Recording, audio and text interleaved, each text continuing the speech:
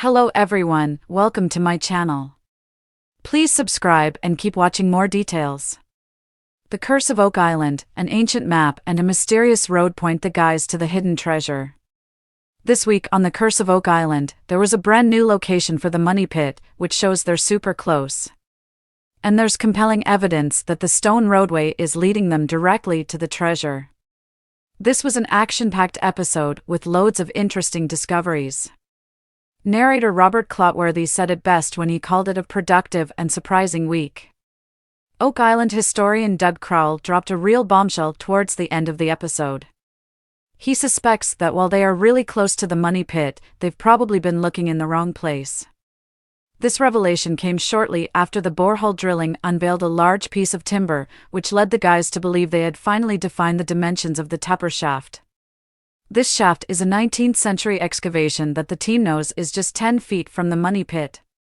However, the guys have mostly been drilling to the east of this shaft, and Doug now says they should have been digging 10 feet to the west. Marty Lagina asks if this is why the borehole drilling hasn't been able to find anything. Perhaps, says Doug. Steve Guptill points out that they've dug 400 holes with, as yet, no sign of the Money Pit. Why does Doug say west? Doug has been searching through Dan Blankenship's old files ever since he found himself alone on the island at the start of the pandemic last spring. But he's only recently uncovered an old document from the 1890s that reveals the Money Pit to the west of the Tupper shaft. So Rick Lagina asks the guys, as time is short, do they continue digging to the east as they've been doing all along, or do they take a shot at the western side? The unanimous decision was to take the risk and dig west. The decision was helped when Doug pointed out that the new location is near the old C1 borehole they dug a few years ago. It was here that they located a huge unexplained cavity. And it was in that shaft that they found some gold-like objects buried in the wall. Unfortunately, they were unable to retrieve them. This all sounds massively promising. We have the Tupper shaft, which we know is only 10 feet away, and we have a map with a Money Pit location not explored before. And we have the proximity of the C1 shaft. Fingers crossed they'll have the treasure by the end of the season.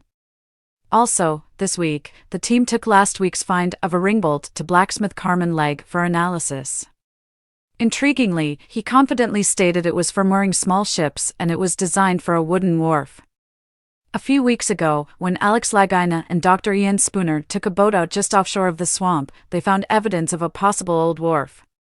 The guys now believe a wooden wharf was attached to the mysterious stone roadway in the swamp and that it might have been used to unload treasure. Furthermore, geologist Aaron Taylor and his team are gradually uncovering the stone roadway, and they've found compelling evidence it's leading them towards the Money Pit. All of which begs the question, why dig for the Money Pit when you can just follow the stone roadway to the loot?